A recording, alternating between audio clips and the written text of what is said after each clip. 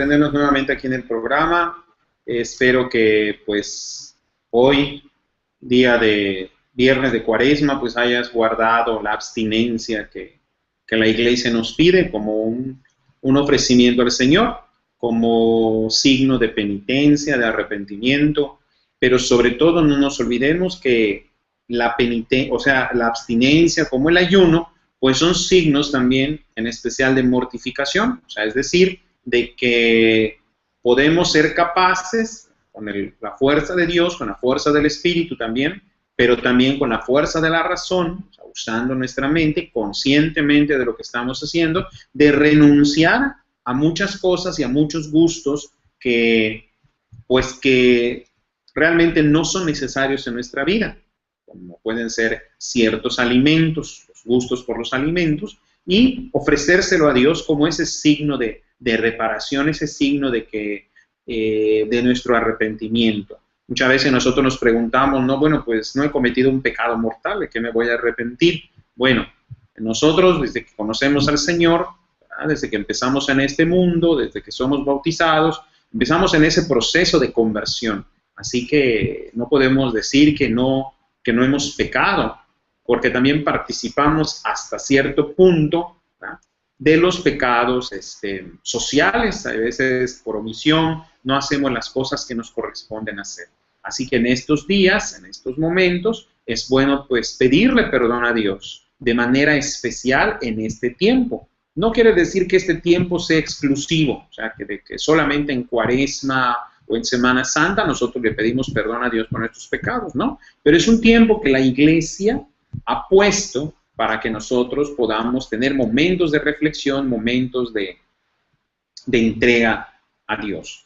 Entonces, hoy te invito, ¿verdad?, a ponerte en la presencia del Señor, a poner tu corazón a la gran misericordia de Dios, de pedirle a nuestro Señor que derrame sobre ti, sobre cada uno de nosotros, la fuerza y el poder de su Espíritu, para que podamos comprender, para que podamos entender, para que podamos sobre todo vivir su palabra. Nos ponemos en su presencia. En el nombre del Padre, del Hijo y del Espíritu Santo. Amén. Te pedimos, Padre de amor, Padre de misericordia, que derrame sobre nosotros la fuerza y el poder de tu divino Espíritu, para que podamos comprender tu palabra, para que podamos vivir, Señor, conforme a tu voluntad. Pedimos que perdone nuestras faltas, nuestros errores, y que nos ayudes a ser mejores cada día. Gracias, Padre omnipotente, en el nombre de tu Hijo Jesucristo. Amén. Muy bien, hermano, pues hoy te invito a que meditemos acerca de la palabra de Dios y también de unos mensajes que el Señor nos ha dado. Todo esto, ¿verdad?, se encuentra en el libro de El final de los tiempos. Mas, sin embargo, hoy vamos a meditar un momento que se va a dar en la historia de la humanidad, en la historia de la Iglesia, un momento muy significativo que pues cada día se va acercando, que no podemos decir, ¿verdad?, ni las fechas, pues porque el que dice las fechas pues se va a equivocar, porque el Señor no quiso manifestar fechas acerca de los acontecimientos que se van a ir dando poco a poco y conforme a la voluntad del Señor. Te invito a meditar en el libro, si tienes el libro a la mano, ¿verdad?, en la página 68, en el número 6, donde dice un día de oscuridad. Y vamos a leer el mensaje que nos habla de esto, ¿no? Dice: he escuchado la voz del ángel Gamaliel que me ha dicho: siervo del Altísimo, la gran noche oscura se acerca sobre el mundo, noche en donde el ángel exterminador aparecerá nuevamente sobre la tierra para liberar a los hijos de Dios que permanecieron fieles a la palabra viva del Todopoderoso. Como en tiempos antiguos, también se reunirán para la cena pascual, en donde comerán la carne del Cordero Inmaculado. En este momento pude ver al ángel Gamaliel que extendía su mano derecha hacia el cielo. Todo se empezó a oscurecer. Sentí como si fuera levantado por los aires y miré hacia abajo a las indicaciones del ángel. Todo era tinieblas y solo algunas casas eran iluminadas tenuemente como por velas. Este fue mi parecer pues no veía el interior de las casas, solo la luz que se reflejaba en las ventanas. Las iglesias católicas eran rodeadas por aros luminosos de diferentes colores. Le pregunté al ángel qué era aquello, a lo que me respondió: los aros más luminosos son aquellos templos en los que la presencia de Jesús sacramentado está en el centro del altar, tal como debe ser. Apenas terminó de hablar el ángel, un inmenso círculo de fuego se miró en el cielo, muy pero muy arriba. Era extraño, pues aunque el círculo era luminoso, la luz no llegaba a la tierra, por lo que ésta seguía permaneciendo en oscuridad. De esta luz empezaron a salir pequeñas luces que conforme se acercaban a la tierra tomaban la forma de ángeles hermosísimos. Fue impresionante esta escena, pues yo me encontraba como por sobre todos los edificios y árboles de la tierra, así que pude ver cómo los ángeles pasaban junto a mí. Eran muchísimos y eran realmente hermosos. No olvidaré a uno en especial que mirándome fijamente me sonrió y continuó su viaje hacia la tierra. El ángel Gamaliel me dijo entonces: mira y presta atención, pues todo esto se lo comunicarás a tus hermanos. Los ángeles que habían bajado a la tierra, aunque no la pisaron, pues permanecían en el aire, entraron en los templos católicos. Pude mirar en particular el interior de un templo de mi ciudad y cómo un ángel se acercó al altar e inclinando la cabeza sobre el mismo y besándolo, adoró al Señor sacramentado, que se encontraba rodeado por unos ángeles pequeños que cantaban algo que no entendí.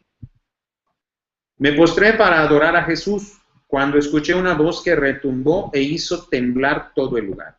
Yo soy el pan vivo bajado del cielo. Quien come de este pan vivirá para siempre. El ángel que adoraba se incorporó, abrió el sagrario y después de hacer una genuflexión doble, tomó el copón en su mano derecha y el cáliz con la izquierda y voló hacia afuera. No sé cómo, pero me encontré en el lugar donde había llegado el ángel. Era una casa sencilla y una familia se hallaba reunida en torno a la mesa, iluminada solo por una vela. De pronto el ángel se presentó en la casa y saludó a los que estaban reunidos diciéndoles: la paz esté con ustedes. Asombrados todos por las palabras que el ángel había pronunciado, se arrodillaron.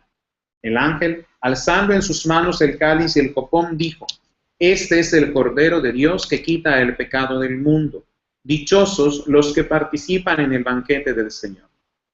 Toda la familia unánimemente pronunció: yo no soy digno de que entres en mi casa, pero una palabra tuya bastará para sanarme. Y levantándose uno por uno, pasaron para recibir la sagrada sangre y el cuerpo de nuestro Señor Jesús. Después que todos comulgaron, muchísimos ángeles descendieron del cielo. Unos rodearon la casa y otros desenvainaron sus espadas como preparándose para la batalla. Gamaliel se dejó escuchar nuevamente: esta es la noche en que Dios liberará al verdadero Israel de la oscuridad del demonio. Así como Moisés cruzó el mar conduciendo al pueblo de Israel, así también el nuevo Israel cruzará de nuevo el mar. Pues el verdadero Dios abrirá el camino en medio de las tinieblas que cubrirán la tierra en esos momentos, para que los elegidos entren a la verdadera tierra prometida. Ya no habrá más tiempo, pues el Señor Dios de los ejércitos combatirá por sus siervos. Hermanos, este mensaje fue dado el 24 de noviembre del 2010 y es el Señor quien nos está invitando a recordar de que toda batalla que se da en el reino de Dios, de que toda batalla espiritual que se da es una victoria que nuestro Dios ya ha obtenido. Solo nos pide que nosotros permanezcamos fieles ante su presencia. Van a venir tiempos duros y difíciles para la humanidad. Se va a dar un día muy especial, un día de oscuridad, como sucedió cuando el pueblo de Israel salió de la tierra de Egipto para entrar a la tierra prometida, sin olvidar que tuvieron que pasar por el desierto. Dios ha dispuesto que así se den las cosas. Hoy debemos recordar que si bien va a venir este día de oscuridad, tiene un significado muy especial. Primero, este día de oscuridad va a ser un reflejo de la oscuridad espiritual que se va a vivir en esos momentos. No es difícil comprender que estamos viviendo momentos duros de oscuridad espiritual. No solamente nos referimos a la gente que está alejada de Dios, a la gente que no ha puesto su confianza en el Señor, que vive ocupada en las cosas del mundo, en las cosas materiales, ¿no? Sino nos referimos a la gente que viviendo dentro muchas veces de comunidades religiosas, viviendo dentro de la iglesia, viviendo frecuentemente dentro de las actividades de las parroquias, de las iglesias y de otras cosas, viven en su corazón en una oscuridad espiritual. La oscuridad espiritual nos habla de que no somos capaces de descubrir muchas veces la presencia de Dios en medio de nuestro obrar diario y en medio de las personas que nos rodean. Se dice que alguien vive en oscuridad cuando no es capaz de darse cuenta de que Dios está siempre con nosotros, que el Señor ha enviado a su Espíritu para que permanezca en nuestro corazón, para que permanezca en la tierra, para que esté cerca de nosotros.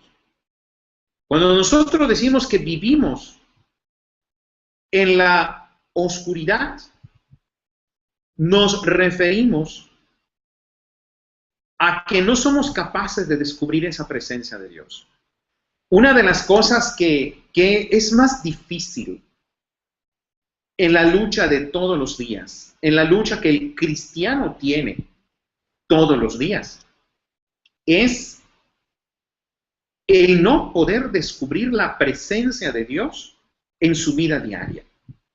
Si todavía no somos capaces de abandonarnos a la misericordia de Dios, de abandonarnos totalmente a la misericordia de Dios, si no somos capaces de decir, bueno, estoy pasando por momentos de dificultad o incluso puede ser de tristeza, de dolor, porque vemos los problemas que están cerca de nosotros. Pero si no somos capaces de ver quién está cerca de nosotros y quién nos rodea realmente, los ángeles que Dios ha enviado, si no somos capaces de descubrir eso, pues no vivimos en una oscuridad espiritual. La oscuridad espiritual no solamente se refiere al sentido de pecado.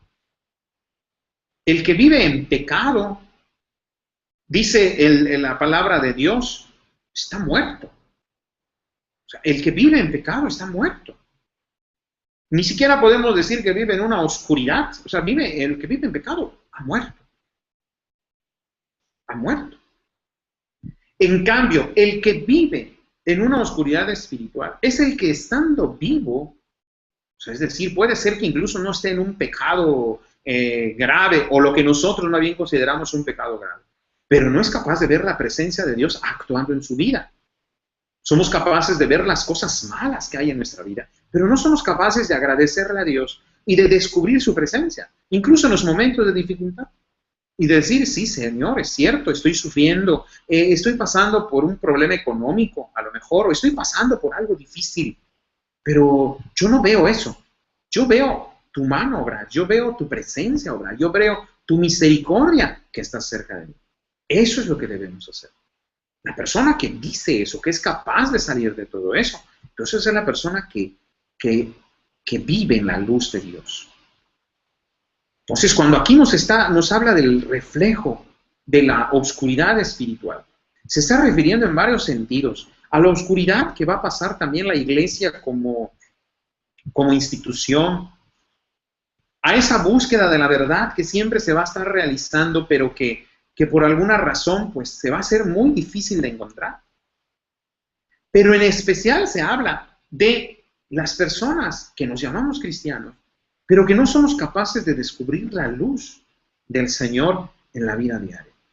Hermano mío, momentos para dar testimonio de Dios, de dar la vida por el Señor, a lo mejor van a ser escasos durante todo el día, durante toda nuestra vida. Muy difícil, a lo mejor nos va a tocar vivir, no sé, una guerra, nos va a tocar vivir un momento muy duro donde pues tengamos que dar testimonio de Dios. Pero el testimonio de Dios lo tenemos que dar todos los días. Y a veces se nos olvida, a todos, a mí y a todos se nos olvida que debemos dar testimonio de que Dios está con nosotros y de que nosotros confiamos en Dios y que no vivimos en la oscuridad. Entonces, todo eso, el conjunto de todo esto es lo que va a ocasionar que haya una oscuridad física también. Una oscuridad que realmente se va a manifestar en el mundo. Es ese día de oscuridad. Claro, ese día de oscuridad va a ser un anticipo para entrar a la tierra prometida. Entonces, mientras no se dé esto, no va a suceder esa partida a la tierra prometida. Algo muy impresionante que nos dicen acá lo que dice este mensaje y lo que dice este ángel, ¿verdad? Gamaliel, dice, los aros más luminosos son aquellos templos en los que la presencia de Jesús sacramentado está en el centro del altar, tal como debe de ser. Qué extraño es llegar a veces a algunas iglesias, sobre todo las iglesias modernas, y por el motivo que sea, descubrir que Jesús, que es el centro, más bien quien es el centro de la fe cristiana, no se encuentra en el lugar principal de la iglesia. Una justificación que se da es que, bueno, la misa ya no se celebra a espaldas del altar, como se celebraba antes, ¿no? Sino que el sacerdote celebra de vista hacia el pueblo. Pero eso no tiene caso, o sea, Jesús en el Santísimo Sacramento debe estar en el centro del altar, independientemente de la explicación que se nos quiera dar. Ahora, uno dice, ¿qué debo hacer? ¿Irme a pelear con el sacerdote? ¿Irme a exigir que esto se haga? Bueno, con respeto y todo, pues se puede hacer. Pero, si realmente se está dando esta situación, o sea, si realmente Jesús ya no está en el centro de los templos católicos, sino que muchas veces se le ha relegado a un lugar muy pequeño dentro de la iglesia, es porque nosotros no hemos sabido hacer que Jesús permanezca en el centro de nuestro corazón y nosotros lo hemos relegado a un lado de nuestra vida. Podemos pensar que a lo mejor, bueno, no es cierto, yo vivo con Dios, o sea, yo vivo, yo comulgo, el Señor vive en mi corazón. Jesús es el centro de mi vida. Pero no es así. ¿Cómo yo voy a saber que Jesús es el centro de mi vida? Porque comulgo, porque rezo, no. Voy a estar seguro que Dios y que Jesucristo es el centro de mi vida en el momento en que yo aprendo a confiar en Él. Dice el Señor, ustedes son mis amigos si hacen lo que yo les mando. Ya no les llamo siervos, les llamo amigos.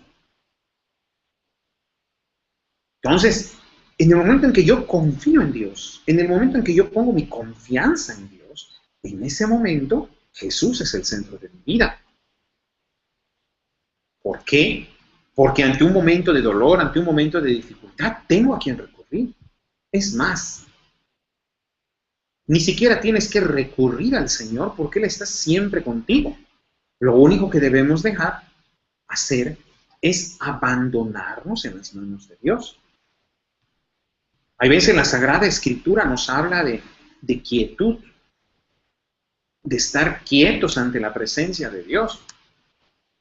Y cuando nosotros escuchamos estar quietos, permanecer quietos ante la presencia de Dios, pensamos que es sinónimo de no hacer absolutamente nada. Y no es así.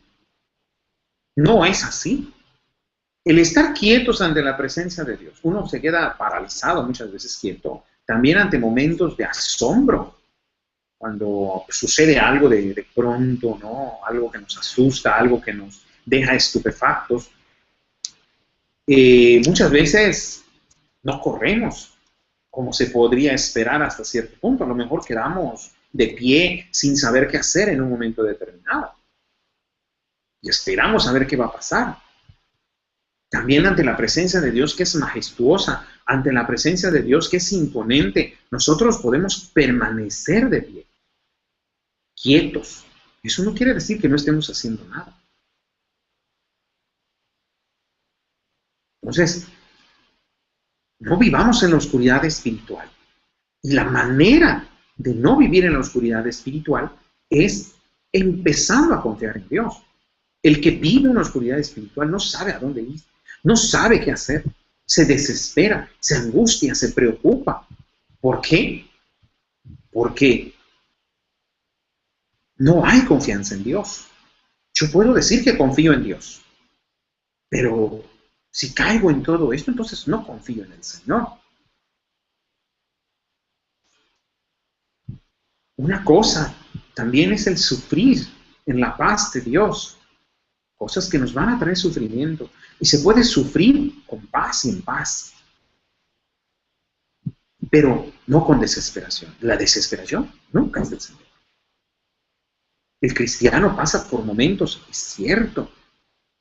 Dicen que por momentos la fe puede ser oscura, pero no vive en una oscuridad espiritual. Todo esto en un momento determinado de la historia se va a manifestar en una oscuridad física. Entonces, pero no vivamos ahora en este momento. Luchemos contra esta oscuridad espiritual. Salgamos hacia el encuentro de Dios. Vivamos en la luz de Dios. Yo te invito de todo corazón, hermano, a que leas las Sagradas Escrituras, a que estudies la palabra de Dios, a que busques al Señor con todo tu corazón, a que hagas un buen examen de conciencia, a que te reconcilies con Dios a través del sacramento de la confesión. Y si entre tu lista de pecados no has puesto la falta de confianza en Dios, pues escríbela, ponla. Porque también ese es un pecado. Desconfiar de la gran misericordia de Dios. Pensar que Dios nos ha abandonado. También es pecado. Eso sí, vive en la luz. Sal de la oscuridad espiritual. Y recuerda, oscuridad espiritual es vivir en desconfianza, en sentirnos abandonados de Dios, en pensar de que lo que me está sucediendo es trágico, es terrible, no tiene solución. Cuando el cristiano debe decir, Señor, aquí estoy, en las buenas y en las malas estoy contigo. Si ahora me ha tocado momentos duros, no quiere decir que me has abandonado, quiere decir que estás conmigo aún en estos momentos. Te invito, hermano mío, a que reflexiones este mensaje, a que lo veas a la luz de las Escrituras, porque ningún mensaje privado que se haya dado, si no tiene una base escritural, si no tiene una base eclesial, pues se sale del contexto. No es, podemos decir, pues, poner en duda, ¿no?, la originalidad del mensaje. Pero lo que acabamos de leer es lo que el Señor nos está hablando. Jesús decía muy bien a los fariseos, ustedes tienen pecado porque dicen que ven. A veces nosotros pensamos eso. Creemos ver porque somos capaces de ver los errores de los demás, las faltas de los demás, pero no somos capaces de ver nuestros propios errores. No somos capaces de descubrir que no confiamos en Dios y que lo que tenemos que hacer en primer lugar para salir de una oscuridad espiritual es confiar en Dios. Poner nuestra confianza total en Dios. Te voy a explicar, hermano. ¿Podemos pasar noches oscuras? Sí. Pero lo que no está permitido es vivir en una oscuridad espiritual. Por ejemplo, el pueblo de Israel pasó una noche oscura cuando llegó el ángel exterminador, pero no vivió en oscuridad espiritual. Estaban iluminadas sus casas, estaban en una cena pascual, estaban en relación con el Cordero. El mismo Jesús, en el momento en el huerto de Getsemaní, por ejemplo, en el momento que él estaba en la cruz, Jesús no pasó una oscuridad espiritual. Jesús pasó una noche oscura, pasó un momento de dificultad, pasó un momento de preguntarse a sí mismo, fíjate que es diferente. Jesús, su oración no fue desesperante. La oración de Jesús fue una oración de angustia, sí, por lo que iba a vivir. Pero ahí se vio la confianza en Dios, totalmente. Él tuvo esa noche de dolor, esa noche oscura, pero no de oscuridad espiritual, porque en medio de toda la tribulación, Jesús fue capaz de decir una oración perfecta, la oración perfecta de abandono en las manos del Padre, que fue: Padre, si es posible, líbrame de esta copa, pero no se haga mi voluntad, sino la tuya. Entonces sí, vinieron los ángeles a consolarle. Entonces se levantó de ese momento y fue a ver qué estaban haciendo los apóstoles y los encontró dormidos. Pero rompió el Señor en esa noche oscura lo que en su corazón había, la luz de Dios. Jesús nunca estuvo en tinieblas. Jesús nunca experimentó las tinieblas porque no participa de las obras del diablo. El que vive en una noche, en una oscuridad espiritual, es el que participa también de las obras de las tinieblas. No es lo mismo pasar una noche oscura o pasar la oscuridad de la fe que vivir en una oscuridad espiritual. El cristiano no vive oscuridad espiritual. El cristiano vive en la luz de Dios. Por eso Jesús va a decir: yo soy la luz. Parece contradictorio, pero no lo es. Esto que va a suceder en el final nos habla exactamente de lo que es. Va a haber oscuridad en el mundo. Va a haber oscuridad en el cielo, en la tierra. Pero en algunas casas va a haber luz. ¿Por qué? Porque ahí va a estar la presencia de Dios. Eso puede pasar en nuestra vida. La noche oscura nos habla de que todo a nuestro alrededor puede estar oscuro, pero nunca en nuestro interior. La noche oscura no se ve en el interior, se nota en los acontecimientos. Por eso, el que ha puesto su confianza en Dios, los santos que han experimentado la noche oscura, fíjate cómo se llama, o cómo lo llaman los grandes místicos como Santa Teresa de Jesús, San Juan de la Cruz. La noche oscura, no oscuridad espiritual del cristiano. Uno puede pasar en esa noche, puede darse cuenta de los momentos que está pasando de tribulación, pero en medio de todo esto, el Espíritu Santo te va a iluminar para preguntar, para hacer la oración que hizo Jesús. Padre, estoy sufriendo, estoy pasando por este momento difícil. Si es posible, Señor, si tú así lo decretas, sí, Señor, líbrame. Mas, sin embargo, que no se haga mi voluntad, sino la tuya. Y en ese momento entra la paz, llega la paz de Dios. Llega la paz de Dios. Llega la paz verdadera del Señor, porque aprendemos a confiar en las manos de Dios.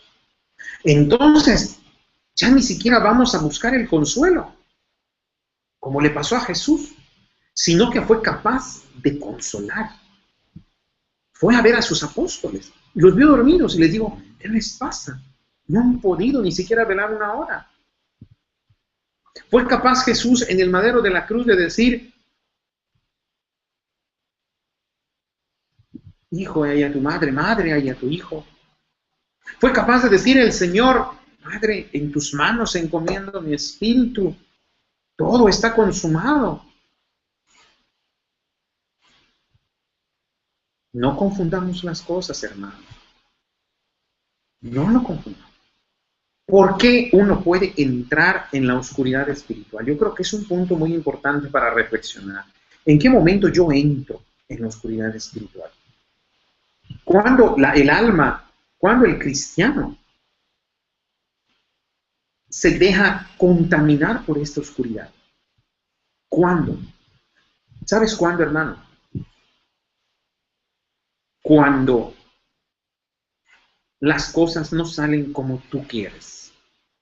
como a ti te parecen. En ese momento entras en la oscuridad. O sea, cuando no salen como tú quieres y no eres capaz de aceptarlo. Por la razón que sea. Puedes incluso dar razones válidas, razones espirituales. Pero aquí el problema no es ese. Aquí el problema es que no sale según mi capricho, no sale como yo quiero que salgan las cosas. Entonces la persona entra en la oscuridad espiritual. Porque quiere hacer su voluntad y no la voluntad de Dios. En el momento que la persona dice, hágase la voluntad de Dios, en ese momento esa persona sale de la oscuridad espiritual. Y entra sí, y puede permanecer, si estaba, en una noche oscura, pero en paz. La noche rodea, pero la persona, el Hijo de Dios, permanece en la luz del Señor. Entonces, todo esto que va a suceder, no tenemos que esperar a que suceda, sino que debemos reflexionar ahora. ¿Cómo está el mundo? ¿Cómo están muchas cosas que nos rodean? Trágico. Puede parecer oscuro, negro. Pero no importa. Tú cómo estás con Dios. Tú eres capaz de recibir en tu mesa al Cordero Pascual. Eres capaz de compartir con los demás la cena del Señor. Entonces estás en la luz. Y recuerda, hermano mío, no confundas oscuridad espiritual que puede existir en el corazón del creyente con una noche oscura o un día de oscuridad o, como le han llamado los místicos, una noche oscura, la noche de la fe. Es otra cosa. Es otra cosa. Entonces, te invito a que como hijo de Dios reflexiones en esto. Que Dios te bendiga, que Dios te ilumine. En el nombre de Jesús, todo enfermo que está viendo este programa sea sanado y liberado también. Alabado sea Jesucristo, alabado sea su santo nombre, alabado sea el inmaculado corazón de la siempre Virgen María. Dios te salve María, llena eres de gracia, el Señor es contigo. Bendita eres entre todas las mujeres y bendito es el fruto de tu vientre Jesús. Santa María, Madre de Dios, ruega por nosotros pecadores, ahora y en la hora de nuestra muerte. Amén. Recuerda, hermano, que nos puedes visitar en el Face, María Madre de Misericordia, o en mi página también, Hermano Jesús Medina, la Oveja Torpe. Si tienes algún comentario, quieres saber acerca de la Casa de Oración María Madre de Misericordia, pues también nos puedes contactar al teléfono 286-1790, la alada de la ciudad de Mérida, Yucatán, México, es 999. Y también, pues, enviarnos un correo a mariamadredemisericordia@gmail.com. Si te ha interesado también, pues, lo que el Señor va a hacer o está haciendo, pues también te presentamos el libro, El Final de los Tiempos. Comunícate con nosotros y nosotros veremos la manera de cómo hacértelo llegar y te daremos, pues, los pasos que hay que seguir para poder obtenerlo. Que Dios te bendiga. Antes de despedirnos, también tres cosas. Primero que nada, a la Casa de Oración en especial y a todos los que han orado, le damos las gracias al Señor por aquello que les habíamos mencionado, ¿verdad? Los que conocen este asunto del libro que faltaba un número del libro, en fin, ustedes ya saben la historia, gracias a Dios, ¿verdad? En todo salió muy bien, no debemos absolutamente nada, así que alabemos a Dios por eso. Otro motivo, pues recordarles que mañana empieza nuestro retiro aquí en la Casa de Oración María Madre de Misericordia y que por favor a todos los que nos están viendo, pues también encomendarnos a sus oraciones. Y otra cosa muy importante, que pues mañana cumple años nuestra hermana Lupita, Guadalupe Loroño, una jovencita, cumple sus 18 años, entra a la mayoría de edad, así que le damos gracias a Dios por su cumpleaños y desde aquí pues le pedimos al Señor que derrame sobre ella bendiciones, que le conceda todos los anhelos de su corazón, que sea una buena estudiante, una buena hija, una buena hermana. Derrama, Padre Dios, sobre nuestra hermana Lupita todas tus bendiciones. Te pedimos, Señor, que la llenes de tu presencia. Amén. Muy bien, hermanos, pues buenas tardes, que Dios les bendiga, que tengan un hermoso fin de semana en la presencia de nuestro Señor.